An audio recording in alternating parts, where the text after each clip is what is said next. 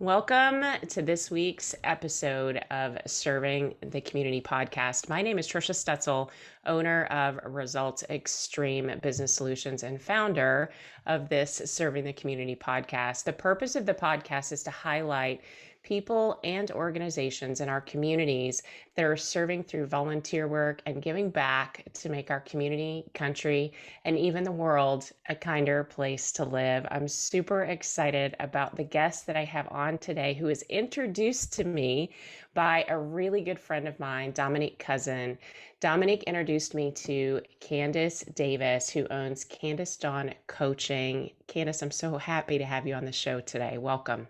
Thank you so much. I'm so excited to be here. And I love what your podcast stands for, is giving back to the community, because that is one of the foundations that I live by. So I'm super excited. Yeah. And you and I have had the opportunity to talk to each other a couple of times and really connected. And I know we're not going to talk about your podcast today, but I do want to give a little plug out there that you do have a podcast. Can you tell us a little bit about that podcast?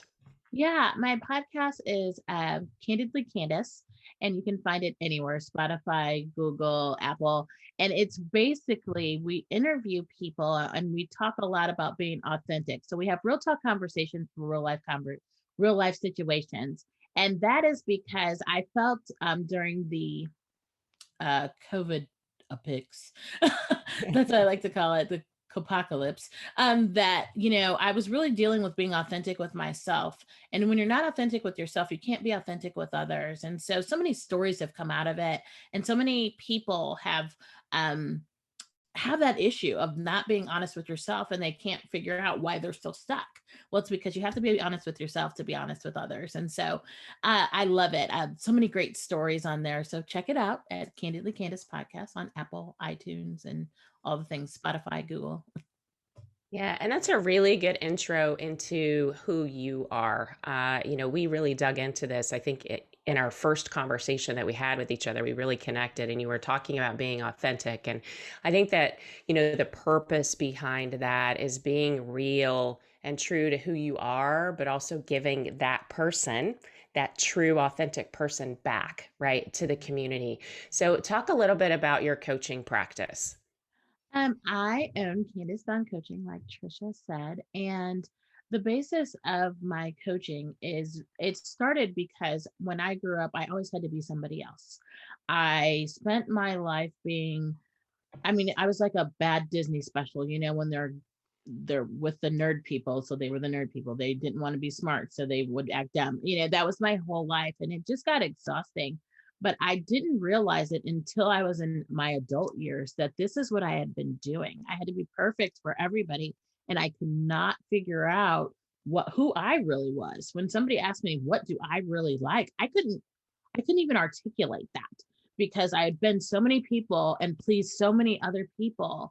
And so what I've done is, I want women and people, teens, young women, that's who I service, and older women, to really be authentic in yourself. Because if you can't be authentic with yourself, like I said before, you can't be authentic with others. And it's time for us to rise up and be authentic and honest, because there are people that need to know your story.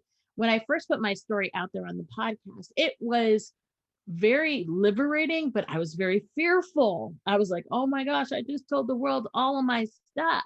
But so many people came back and they said, me too. And so I've been coaching and mentoring for years in different settings. In the church setting, in my business, in another corporate setting. That's all I do. I couldn't get away from people. Even when I was a young age, people would come and ask me things, and I'm like, I'm 21. I don't know anything. Why are you asking me? You're like 40, right? And 40 is not a bad age, because I am there now. But anyways, it's happened forever. And so it is so freeing to be able to be yourself and be authentic with yourself. So what I do is I take women through a process of being honest with yourself and others. There are so many things that we're shameful for or feel shame about, but it's part of your story. And our stories aren't to be wasted. They're to give, other people a chance to be like, me too, girl. I can do this too. Or I have done that too. And I've seen so many stories come out of it. And so I love what I get to do. I love walking people through the process because it's a painful process.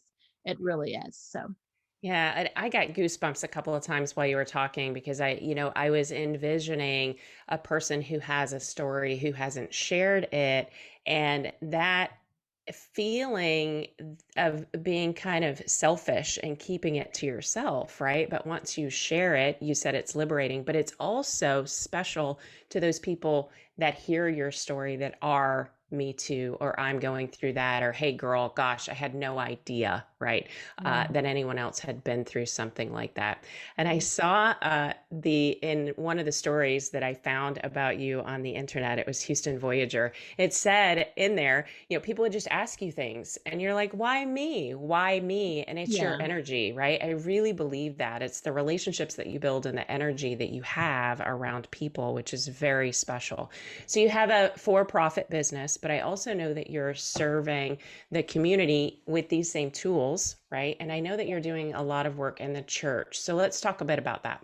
Yes, I am an advocate. I grew up in the church, and my mom always said when we were growing up that we couldn't play basketball, we couldn't cheer. If you're not doing something for the Lord, or if you're not serving your community in some way, then you will not be doing other things. Period. And so that's where it kind of stuck with me, is that service is important. We teach our younger people. I have a junior leadership curriculum where I teach young people to be leaders.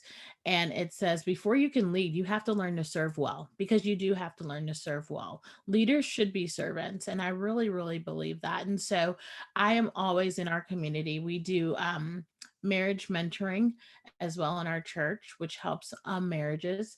And we are always out doing service projects and things like that, looking for things to do. And that's one thing that was so crazy during the COVID apocalypse. That's what I call it, the copocalypse. Um, it was just like a piece of me was missing, because we were always giving back and always doing something for other people, because that's what it should be about, is helping other people to get to that next level, or just helping those that are in need. And it's just been such a part of me, and it's a part of my children. They know, hey, if you're not serving others, then we're not, you're not going to do whatever else. Now they're adults and I don't know what they say about me behind my back, but whatever. I'm sure it's good. I'm sure. Well, sometimes, depends. But we practice what we preach. We don't ever want to be, I've been in a pastoral situation or a pastoral leadership position, and I always want to be the person on the paper. And we talk about serving, and serving is such a part of us. And so that is basically what I do.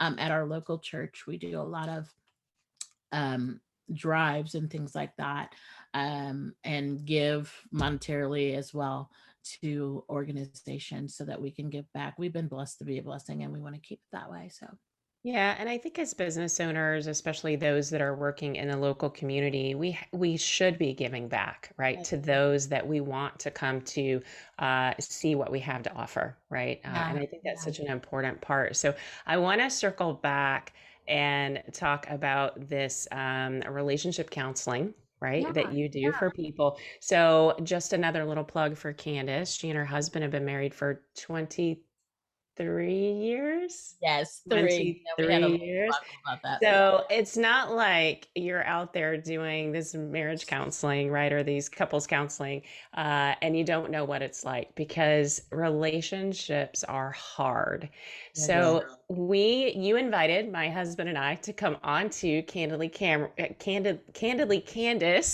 and talk about relationships, right? And you're going to do a release of a relationship release and have a lot of shows on. So you guys be on the lookout for that, Yeah. and make sure I'll put it in the show notes, a link back to your podcast. But I Thank want you. to talk for a minute about that and your credibility in that space. Yeah. Relationships are hard. They Yeah. are. They very. So yeah, let's talk a little bit about that. Sure.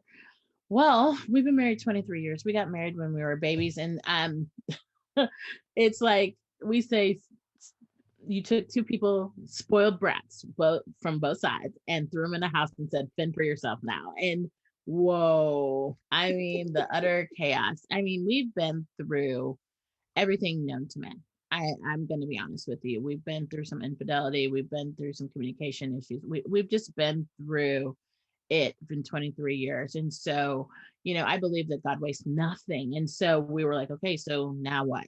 You know, um, so we actually got involved in our church, and our pastors asked us to be the speakers at a marriage seminar. Now, we never have gone to a little church, so it was a mega church. And we were the heck you want us to tell all of our business to all these people we don't even know? And it just worked out for God's glory. So we do marriage mentoring and counseling. We believe that, there are so many things that we weren't doing right. We weren't intentional about communication. We weren't intentional about making that time for each other. We were both thrown into our businesses and trying to just survive as young people, and not really even fully knowing ourselves. And so we want to help people. So many people plan for that one day. That one, you take a year almost planning for that one day, but you don't plan for after the I do's and after the party and after the honeymoon, after all the fun bus is done and the fun bus drives away. You're stuck by yourselves. And we had a child too that we brought into this mix. And so we have really been through everything, but we were intentional about divorce was not an option. There was not any abuse or anything like that, because I will tell you that is for me, that is not a good thing. Um, but I really felt like I should stay during the infidelity thing. I don't know why. I just, maybe I heard I did. I had to have heard the Lord, because I was out for real. But we just turned our mess into our message, and we've encouraged people that they can make it. There is hope for your marriage, and it's how bad is your want to, and are you all in? You have to be all in, because when your business is down, or when the world passes away, the kids go away to school and things like that, you are with that person. And if that foundation is not strong, you will see that. And you know what? It's been so much fun. It's something that was, I'm going to be honest, hellish for years. I mean, hellish for years. Um, has now turned into something that we use and we can do together to help encourage marriages. And so that's our credibility, because I'm going to tell you what, we have been through hell and back, everything known to man, basically, and we've made it, and we're stronger than ever. So we still have our issues, right? So but we continue to work at it. And that's, I mean, if I can tell you guys anything, if you're going through anything in your marriage, work at it. Don't just give up. Give that person a chance, and you take the criticism and you try to do better, and let them have an open heart, open ears to receive, because really it should be, if that person has a problem, then you have a problem. That's how it works. You're all in. You have to be all in. You can't be 1 foot in and 1 foot out. It'll never work that way. So, and if anybody's going through it right now, just be all in. Change your mindset. Remember your why, and go all in. Yeah, I love that. Well, and it goes right back to what we opened the show with and what you talked about first, which was being authentic. So we Yes. have to be authentic to ourselves so that we can be authentic with our partners, so we can work on that relationship and be successful together.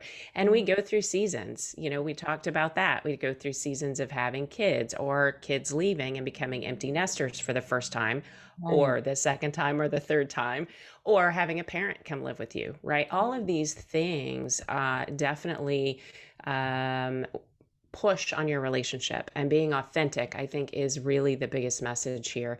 So, Candice, what advice would you give to people if they want to serve the community or get involved in something like what you're doing with the church, or even outside of the church? What advice would you give to people? Where would they start? Where you can start, basically, your local church is a great place to start. And if you look on their website, a majority of churches have on their websites ways to get involved. It might be serving in the church, but there are a lot of outreaches that people have on their website. So you can start there. There's also in different areas, you can look for different clubs and things. If you have children, there are certain clubs that have things that you can do with your children in a service organization as well. So just search. You can look in your chamber as well.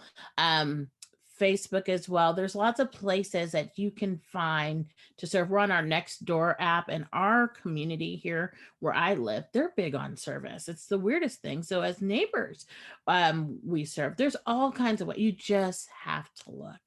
You have to look, but it's not hard to find. It really isn't. That's right. You just have to open your eyes sometimes, right? And change your mindset. And the things that you want the most will actually appear if those are the things that you're thinking about, right? And practicing. So if any of our listeners want to connect with you, Candice, how can they reach you? Well, they can reach me in a million ways. First, my website is www.candice, Candice, Dawnn, DAWNN.com. And that's where you'll find all of my coaching things. And my podcast has a link to that on my website as well. So that's where you'll find me. You can find me on Instagram at Candice Dawnn Coaching. No, not Instagram, but at Candice Dawnn Coaching. And then you can also find me on Facebook. There's so many social media things at Candice Dawnn Coaching as well. So that's where you can find me. I'm not hard to find at all. You're not hard to find. Just don't look for Candice Davis because there's like 3 million of them. I know. I know. Thank you so much for being on the show today. You are such a joy to be around. I love your energy. And I just know that our listeners can feel that coming through as you talk about being authentic and building relationships with other people as well as your partner. So thank you again for being here today. Yeah, thanks for having me. You're amazing. I love this. This is great. Thank you very much. And that concludes this week's podcast, Serving the Community.